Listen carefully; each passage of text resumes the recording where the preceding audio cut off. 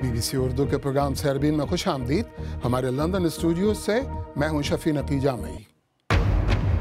उड़ी सेक्टर में इंडियन फौजियों की हलाकत के बाद से पाक भारत कशीदगी रुकी नहीं है। इस तनाजुर में लाइन ऑफ कंट्रोल के आर पार की जिंदगी कैसी है? बच्चे जाते डरते हैं, बहुत डरते हैं और कहते हैं कि अगर इधर गोले से बच गए तो मोर्चे में नहीं बचेंगे। उधर से फायर आता है, अगर उस पे गिर गया या दाएं बाएं गिर गया मोर्चा बैठ जाएगा। शामी फौज ने महसूर शहर हलब में बागियों के जेर कब्जा इलाकों पर एक बड़ा हमला किया है, जहां 2.5 लाख सिविलियन भी फंसे हुए हैं। और हफ्तेवार सिलसिले क्लिक में दिखाएंगे आपको कलाबाजियां खाने वाला ये नया रोबोट। इंडिया के ज़ेर इंतज़ाम कश्मीर में उड़ी के मुकाम पर होने वाले हमले के बाद लाइन ऑफ कंट्रोल पर कशीदगी जारी है। एक तरफ इंडिया की फ़ौजी तैयारियों की खबरें हैं तो दूसरी जानिब ये इत्तलात भी कि पाकिस्तानी फ़ौज भी सरहदों पर चौकन्नी है। इस सारी सूरत हाल में लाइन ऑफ कंट्रोल पर बसने वाले लोग गैर यकीनी सूरत हाल का शिकार हैं। पाकिस्तान के ज़ेर इंतज़ाम कश्मीर का इलाका चकोठी और उसके नवाही इलाके सरहद की दूसरी जानिब उड़ी सेक्टर से काफ़ी करीब हैं। वहाँ के माहौल पर ताबिंदा कौकब की रिपोर्ट। हनफ बीबी फौरी और बुनियादी ज़रूरत का सामान अपने घर के अंदर बने छोटे से बंकर में मुंतकिल कर रही हैं। ये बंकर उन्होंने कई साल पहले उस वक्त बनाया था जब उनका घर इंडिया और पाकिस्तान के दरमियान होने वाली फायरिंग की जद में आया। आज उन्हें फिर इस बंकर की ज़रूरत महसूस हो रही है। मोर्चे में जाते हैं, बच्चे जाते डरते हैं, बहुत डरते हैं और कहते हैं कि अगर इधर गोले से बच गए तो मोर्चे में नहीं बचेंगे। उधर से फायर आता है, अगर उस पे गिर गया या दाएं बाएं गिर गया मोर्चा बैठ जाएगा, हम नीचे ही दब के मर जाएंगे। ना हमें भागने की जगह है, ना भागने का वक्त मिलेगा हमें। हनफ बीबी का घर लाइन ऑफ कंट्रोल से महज 3 किलोमीटर के फासले पर है। दोनों मुल्कों में जब भी फौजी कशीदगी बढ़ती है और नौबत फायरिंग के तबादले तक आती है तो इसका खमियाजा चकोठी के इस कस्बे को भी भुगतना पड़ता है। अभी तक इस इलाके में फायरिंग का तबादला तो नहीं हुआ, लेकिन कशीदगी यहाँ शिद्दत से महसूस की जा रही है।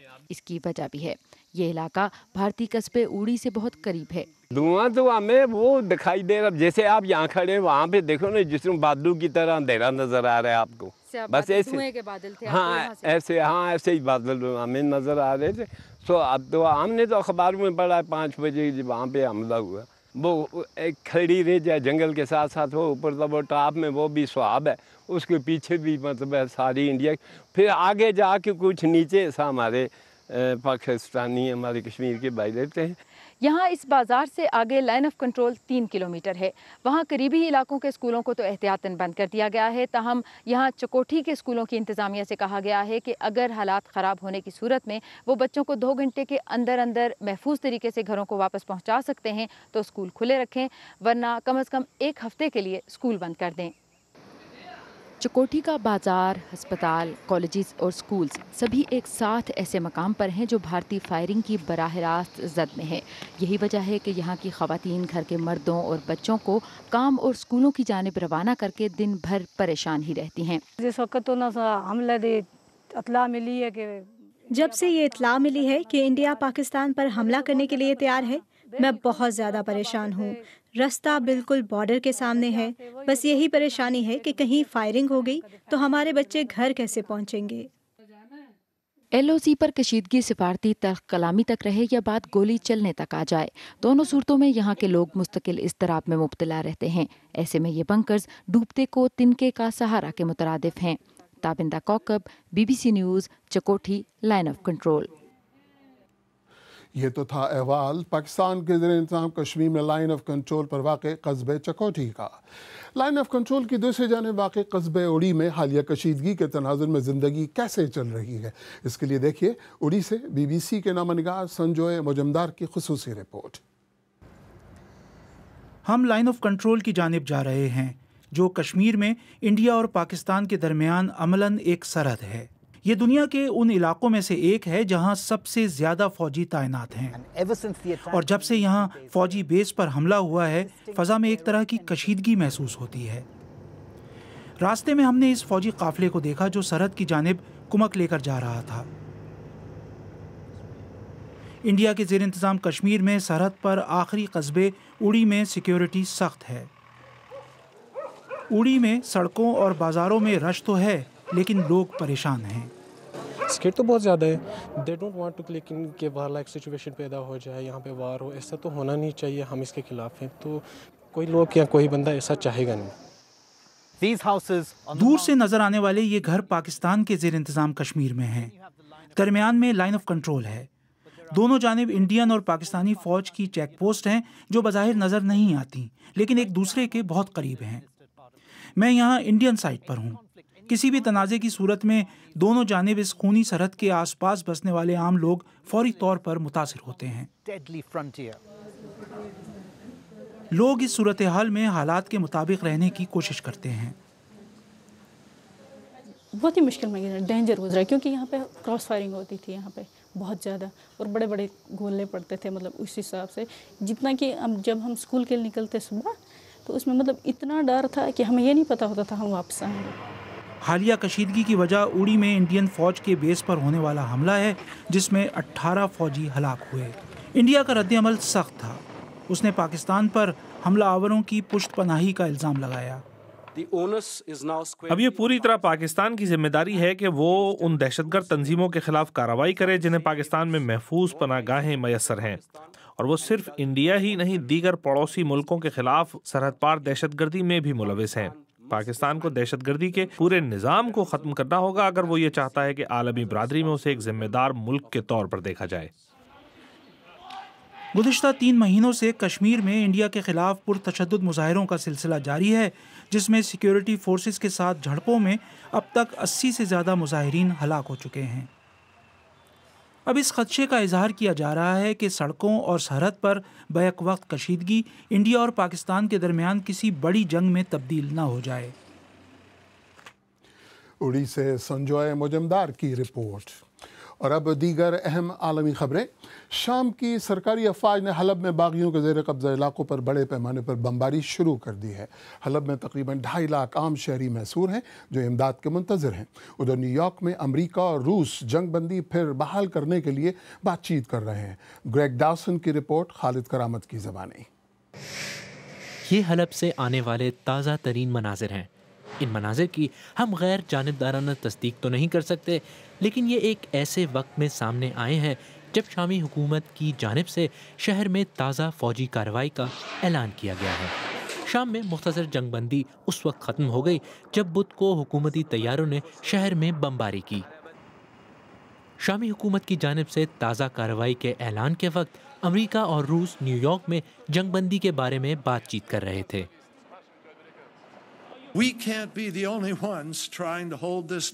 ہم اکیلے اس راستے کو کھلا نہیں رکھ سکتے، روس اور شام کو بھی اپنا کردار ادا کرنا ہوگا۔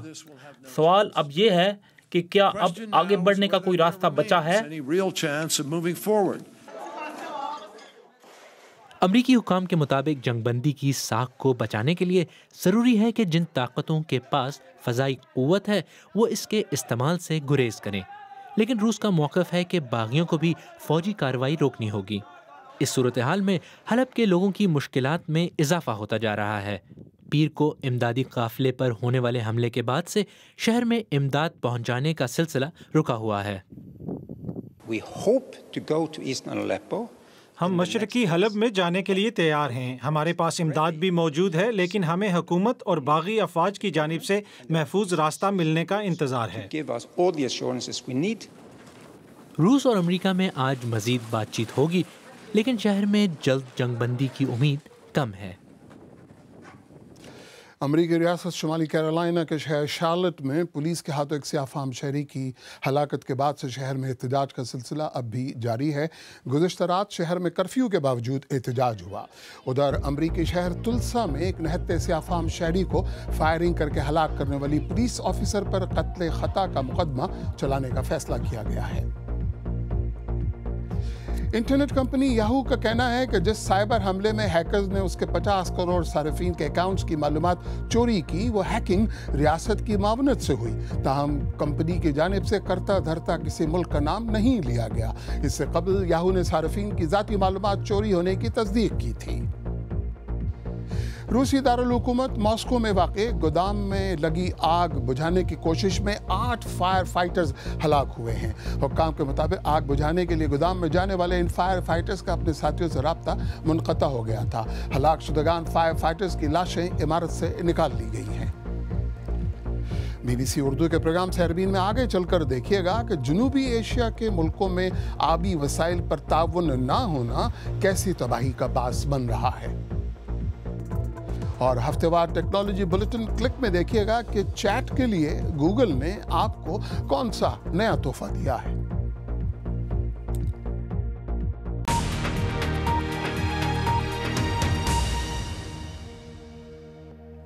BBC उर्दू के प्रोग्राम सहरबीन में एक बार फिर खुशामदीद। जनूबी एशिया के मानसून सैलाबों में 200 से ज़्यादा अफराद हलाक हो चुके हैं। नेपाल में तबाही सबसे ज़्यादा आई क्योंकि कई बड़े दरिया नेपाल से ही गुजरते हैं, इसलिए नेपाल खित्ते को क़ब्ल अज़ वक्त खबरदार करने वाला अहम मुल्क भी है। लेकिन तिब्बत से भी सैलाब की वार्निंग पाकिस्तान के लिए बहुत अहम है क्योंकि तिब्बत के पहाड़ी सिलसिले कैलाश के दामन से इंडस रिवर की इब्तिदा होती है जो कश्मीर से गुजर कर पाकिस्तान आता है। BBC वर्ल्ड सर्विस के नवीन सिंह खड़का की रिपोर्ट। हिमालय का पहाड़ी सिलसिला और तिब्बत इस फासले से तो बहुत दिलकरा नजर आते हैं, लेकिन जैसे जैसे आप करीब जाएं तो कहानी कुछ और ही है। तिब्बत से आई हुई बाढ़ के कारण नेपाल की 12 बसे शहर को इस तरह की नुकसानी हुई है। तिब्बत यहाँ से पासी है और इस भोटेकोशी नदी की स्रोत वहाँ अवस्थित है, इसीलिए यहाँ के लोग चिंतित हैं कि अगर वहाँ कुछ आपदा होती है तो उनको यहाँ भुगतना पड़ता है। और इसे नेमजी शेरपा से बेहतर कौन जानता है। वो तीसरी मर्तबा अपनी जिंदगी असरे नौ शुरू करने की कोशिश कर रही हैं। पिछले साल जल्जले से मेरा घर तबाह हो गया तो हमें यहाँ आना पड़ा और अब सैलाब सब कुछ बहा कर ले गया है। तिब्बत के मैदानी इलाके पिछले 30 साल में सबसे ज्यादा पानी में डूबे हैं और इन इलाकों को यहाँ नीले रंग में देखा जा सकता है। माहिरीन का कहना है कि ग्लेशियर के पिघलने से बनने वाली झीलों और लैंडस्लाइड से दरियाओं का पानी रुकने का खतरा पूरे साल रहता है। BBC ने इस बारे मालूमात के लिए चीन से राब्ता किया, लेकिन कोई जवाब नहीं मिली। अब तक चीन और नेपाल का फ्लड वार्निंग सिस्टम के बारे में कोई राब्ता नहीं हुआ है। इब्तिदा में चीन के महकमा मौसमियात से बातचीत हुई थी, लेकिन हमें दफ्तर खारजा के जरिए इस पर ज्यादा संजीदगी से बात करने की जरूरत है। इंडिया, भूटान और बांग्लादेश भी मुतासिर हुए हैं। दरियाए ब्रह्मपुत्र तिब्बत से बहता है, वहाँ का पानी दरियाए गंगा में भी गिरता है। कई दरिया नेपाल से बहते हुए इंडिया पहुँचते हैं। जनूबी नेपाल के दरियाए कोसी के इर्द गिर्द जमीन सरसब्ज और जरखेज है। यहाँ पानी जिंदगी है, लेकिन ये खतरा भी बन सकता है। नेपाल और इंडिया के दरमियान सैलाब के पानी पर काबू रखने के लिए 50 साल पहले कोसी बराज तामीर किया गया था, लेकिन अब कई अफराद को खदशा है कि ये अचानक से बड़े पैमाने पर आने वाले सैलाबी रेले को नहीं रोक सकेगा। हमने कई दरियाओं में सैलाब आते देखा है। हमारी सूरत हाल सबसे खराब है क्योंकि यहाँ बंद और बैराज हैं जिनके मुनहदम होने से तबाही आ सकती है और माजी में ऐसा हो भी चुका है। इंडिया सूरत हाल पर नजर रखे हुए है। उसके सेंट्रल वाटर कमीशन के सरबराह का कहना है कि उन्हें भी चीन से बाज अहम मालूमात दरकार है। अक़वाम मुत्तहदा ने इस मसले पर फ़रीक़ैन में बामी इत्तिफ़ाक़ पर जोर दिया है, लेकिन नेपाल में दरियाओं के किनारे पर रहने वाले लोगों के लिए सैलाब के बारे में पेशगी और बरवक्त मालूमात की अभी कोई उम्मीद नहीं। नवीन सिंह खड़का, BBC, कोसी बराज। आइए देखते हैं कि हमारी वेबसाइट bbcurdu.com पर आपकी दिलचस्पी किन खबरों में है। पाकिस्तानी फनकार 48 घंटे में इंडिया छोड़ दें और रूस के फौजी दस्ते मुश्तरका मशकों के लिए पाकिस्तान में। इन खबरों के अलावा समी चौधरी का कॉलम पाकिस्तान अभी तक परफेक्ट 11 नहीं बना पाया, बहुत पढ़ा जा रहा है। मालूमात की एक जगह से दूसरी जगह तक मुंतकली है और वो भी मादी तौर पर बगैर कुछ भेजे, ये कैसे मुमकिन है? और गूगल की एक नई ऐप का वर्चुअल असिस्टेंट आपके लिए क्या क्या कर सकता है, यह और दीगर साइंस और टेक्नोलॉजी की खबरें देखिए हफ्तेवार बुलेटिन क्लिक में आज कंदील शाम के साथ।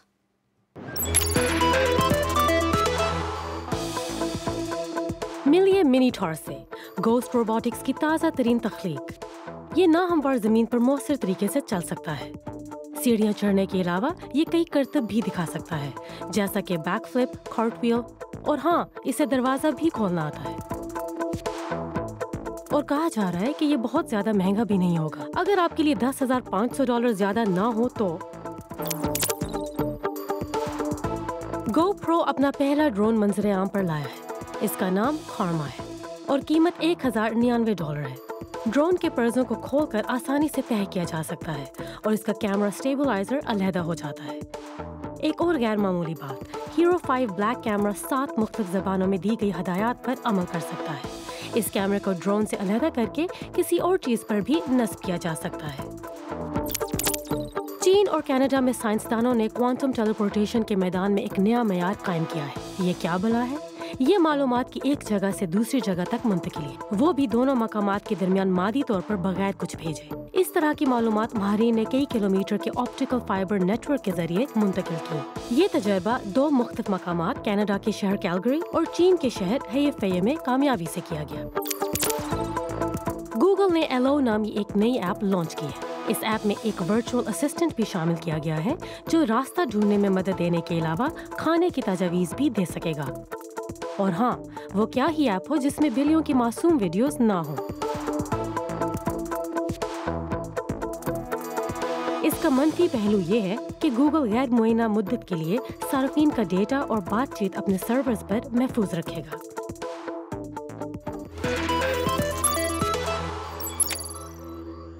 अगर आप ये रिपोर्ट या आज का प्रोग्राम दोबारा देखना चाहें तो हमारे YouTube चैनल पर आइए, पता है youtube.com/BBC उर्दू। अगर आप हमारा प्रोग्राम मोबाइल पर देखते हैं तो हमने आपके लिए खुसूसी मोबाइल प्लेलिस्ट भी तैयार की है जो हमारे YouTube पेज पर मौजूद है। आखिर में आपको याद दिलाते चलें कि पाकिस्तान और भारत के दरमियान तनाज़ा कश्मीर पर कशीदगी और उसके असरात आज के सैरबीन का बड़ा मौजूद है। एक तरफ इंडिया की फ़ौजों के हमले के लिए तैयार होने की खबरें आ रही हैं तो दूसरी जानिब पाकिस्तानी फ़ौज भी सरहदों पर चौकन्नी है। इस सारी सूरत हाल में लाइन ऑफ कंट्रोल पर बसने वाले लोग गैर यकीनी का शिकार हैं। चकोठी और उसके नवाही इलाके उड़ी से काफ़ी करीब हैं। अगर आप चाहें तो मुझसे और हमारी टीम के दीगर साथियों से ट्विटर पर भी रब्ता कर सकते हैं। मेरा ट्विटर हैंडल है @शफ़ी_नकी_जामई। इसके साथ ही सैरबीन इख्तिताम को पहुँचा, लेकिन प्रोग्राम में पेश होने वाले मौज़ूआत पर अगर आप अपने ख्यालात का इजहार करना चाहें तो फेसबुक, ट्विटर हाजिर है। मुझे पूरी टीम समेत इजाज़त दीजिए। खुदा हाफिज़।